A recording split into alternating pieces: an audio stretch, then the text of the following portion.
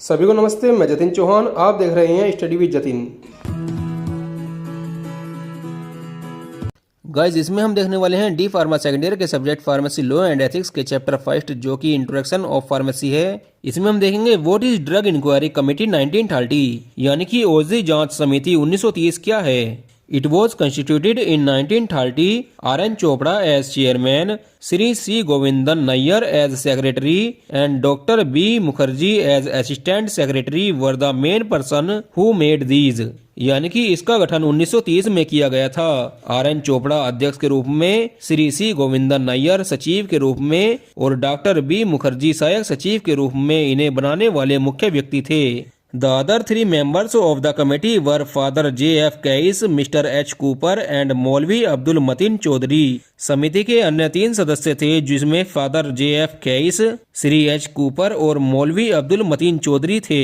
The committee did splendid service to the cause of pharmacy profession in the country. समिति ने देश में pharmacy पेशे के लिए शानदार सेवा की। The committee visited many places in the country and interacted with the doctors and other professional on the matters pertaining to health care system in country, quality of medicines available and many more. समिति ने देश में कई स्थानों का दौरा किया और देश में स्वास्थ्य देखभाल प्रणाली, उपलब्ध दवाओं की गुणवत्ता और कई अन्य मामलों पर डॉक्टरों और अन्य पेशेवरों के साथ बातचीत की।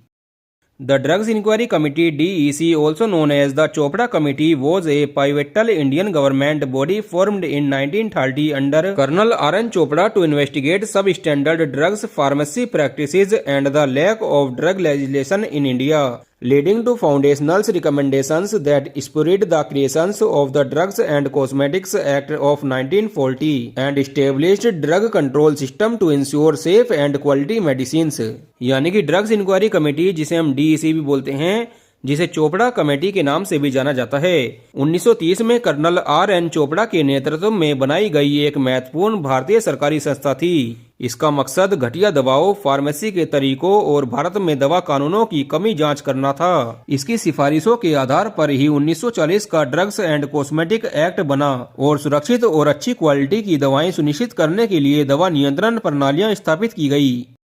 But it was a historical body, not an active ongoing committee today. Instead, bodies like the Central Drugs Standard Control Organization (CDSCO) and Indian Pharmacopoeia Commission (IPC) manage drug regulations now.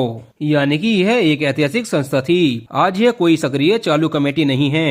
इसके बजाय अब central drugs standard control organisation means CDSCO और Indian pharmacopoeia commission means IPC जैसी संस्थाएं drug regulations का काम संभालती हैं। गाइस, आज की वीडियो में यही नॉलेज थी कि ड्रग्स इंक्वायरी कमेटी क्या होती है और किसने उसे बनाया, और अब ये एक्टिव नहीं है, ये भी आपको पता चल गया है। इसकी जगह बाकी कंपनियां काम कर रही हैं। मैं ऐसा करता हूँ इससे आपको काफी कुछ सीखने को मिला होगा।